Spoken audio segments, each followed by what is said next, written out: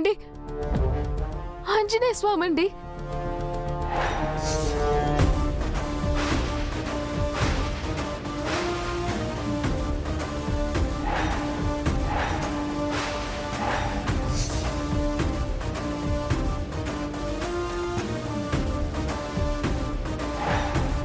ఆంజనేయ,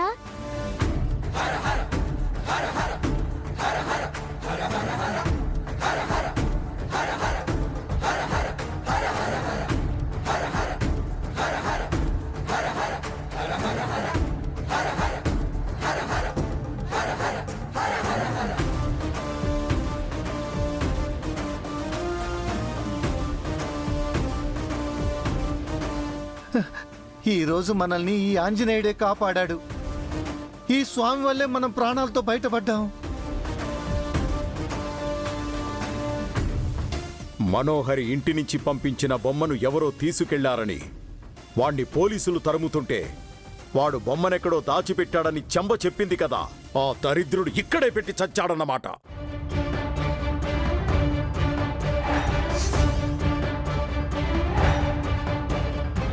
ఆ బొమ్మ ఇంట్లో ఉన్నా ఇక్కడ మన పథకం నెరవేరేది మాంత్రిక. ఇంట్లో ఉండాల్సిన ఈ బొమ్మ ఇక్కడికి ఎలా వచ్చింది?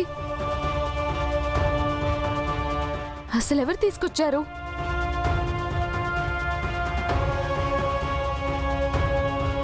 అదంతా ఇంటికి వెళ్ళాక మాట్లాడుకుందాం. సార్, ఈ రోజు ఇక్కడ ఇలా జరిగినందుకు చాలా బాధగా ఉంది sir. Sorry sir. It's okay madam. Baaghi, పిల్లలు బయలుదేరతాం పదండి.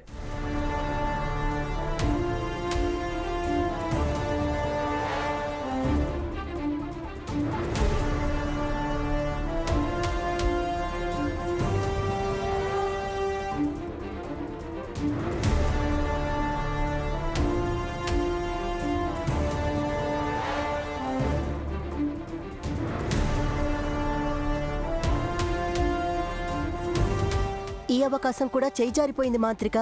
ఇక మనకి బుజ్జమ్మ దొరకదేమో. మన ప్రయత్నం వృధా ఏమో. లేదురా, నా ప్రాణం పోయినా సరే ఈ ప్రయత్నం మానను. ఉజ్జమ్మ శక్తులు తీసుకోకుండా వదిలిపెట్టాను. నా శాయశక్తులా వడ్డీ మళ్ళీ మళ్ళీ ప్రయత్నిస్తాను. అవసరమైతే పంచభూతాలను బంధించి ఈ భూగోళాన్ని అష్టదిగ్బంధనం చేస్తాను.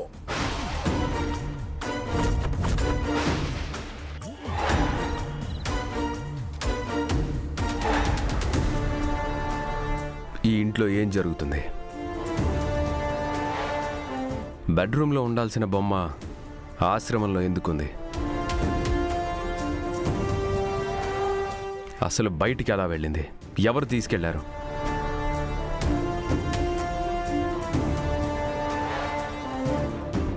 బయట వాళ్ళెవరూ ఇంట్లోకి రాలేదు. ఇంట్లో వాళ్ళెవ్వరికి బొమ్మ గురించి తెలీదు అన్నారు. బొమ్మ తనకి తానుగా బయటికి వెళ్ళిందా? చెప్పండి.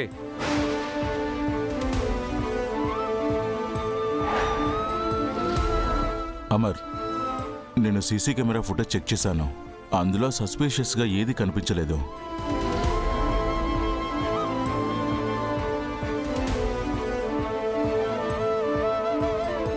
ఖచ్చితంగా ఇది ఇంటి దొంగల పనే అయి ఉంటుందండి. ఇంట్లో ఎవరో కావాలనే చేశారు. అవును సార్, బయట వాళ్ళెవరికి ఇంట్లోకి వచ్చి తీసుకువెళ్లే ధైర్యం లేదు. ఇంట్లో వాళ్ళంటే ఎవరి మీద నీ అనుమానం? ఎవరిని సస్పెక్ట్ చేస్తున్నారు?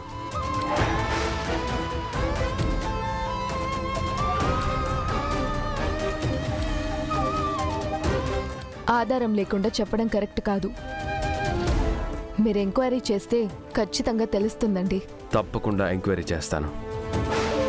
ఇదెవరు చేశారో కనిపెడతాను. ఎవరు చేసినా సరే వాళ్ళని అంత తేలిగ్గా వదిలిపెట్టను. పిల్లలు, ఇప్పటికే లేట్ అయింది. ఈ బొమ్మని పైకి తీసుకెళ్ళి పడుకోండి.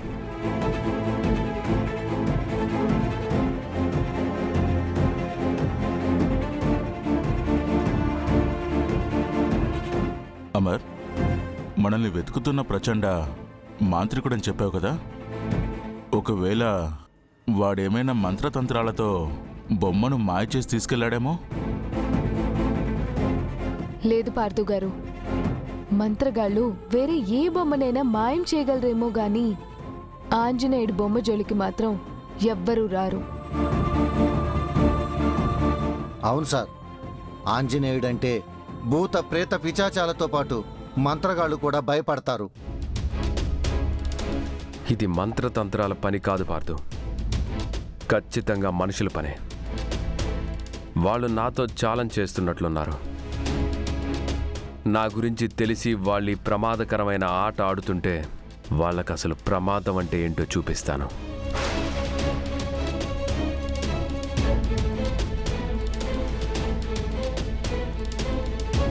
మీరు కూడా వెళ్ళి పడుకోండి, లేట్ అయింది కదా.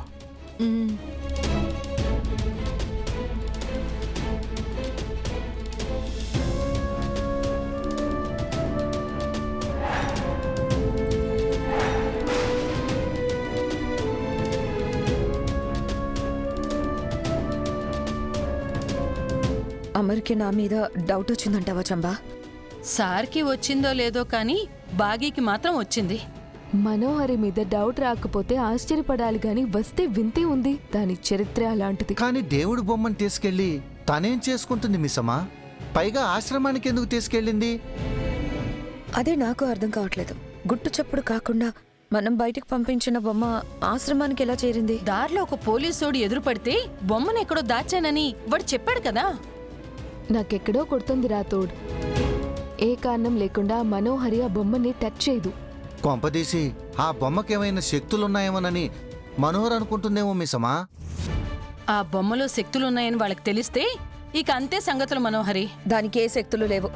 నువ్వు ఊరికే హైప్ చేయకు. హైప్ చేస్తున్నానని నువ్వు అనుకోకపోతే ఆంజనేయ స్వామి మనల్ని కాపాడటంతో పాటు తనను తాను కూడా కాపాడుకున్నాడు. అదే నిజమైతే మనం ఆ బొమ్మని వదులుకోకూడదు రాతోడ్. స్వామిని ఇల్లు దాటి బయటికి వెళ్ళనివ్వకూడదు. ఇల్లు వదిలి వెళ్లిపోయిన బొమ్మ సరిగ్గా మనం వెళ్లబోయే ఆశ్రమానికి వెళ్ళిందంటే దాని అర్థం ఏంటి మనోహరి? తేనెటీగలు రావటం ఏంటి, ఆ బొమ్మ బయటపడటం ఏంటి, ఇదంతా దైవశక్తి కాక మరింకేంటి? క్షుద్ర పూజలు చేసుకున్న నువ్వు కూడా దైవశక్తి గురించి మాట్లాడుతున్నావా?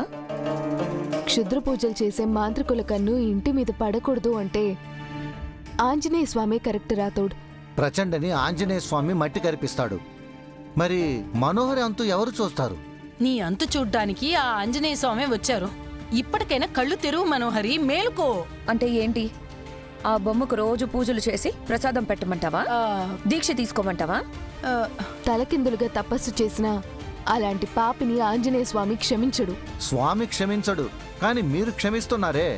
సారికి మనోహర్ గురించి చెప్పకుండా ఆ పాపికి పెళ్లి చేస్తున్నారు. అది నీకు దక్కిన వరం అనుకో మనోహరి. అరుంధతి మేడం నీకు పెట్టిన భిక్ష అనుకో. లేదంటే సార్తో నీ గురించి చెప్పడానికి భాగ్యకి ఒక్క క్షణం పట్టదు. అది